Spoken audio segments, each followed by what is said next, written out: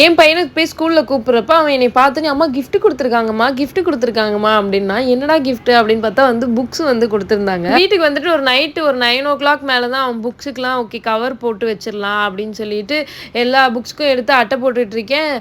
மண்டமல்ல இருந்த கொண்டை மறந்த மாதிரி வந்து கவர் வந்துட்டு இல்லை, ஒரு 4 புக்குக்கு போடுற மாதிரி தான் இருந்துச்சு. ஸோ நான் அது வரைக்கும் மட்டும் போட்டு எடுத்து வச்சிட்டேன்.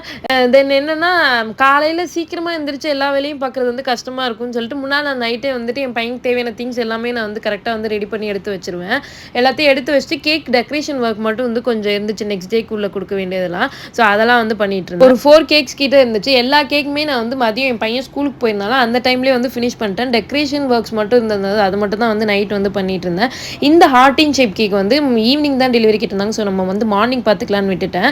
அப்புறம் இந்த டோரிமான் கேக் கஸ்டமர் வந்து நான் எடிபிள் பிரிண்ட்டே வந்து எங்களுக்கு ஓகே அப்படின்னு சொன்னாங்க. ஸோ நான் வந்துட்டு சும்மா அந்த ஸ்டிக்கர் மாதிரி வந்து பிளேஸ் பண்ணி டிசைன் ஒர்க் வந்து கொடுத்துருந்தேன். நம்பர் 2 அப்புறம் ஹாப்பி பர்த்டே இது 2 மட்டும் தான் வந்து பிளேஸ் பண்ண சொல்லியிருந்தேன். இப்படி தான் வந்துட்டு என்னோட ஈவினிங் ரொட்டீன் வந்து போச்சு.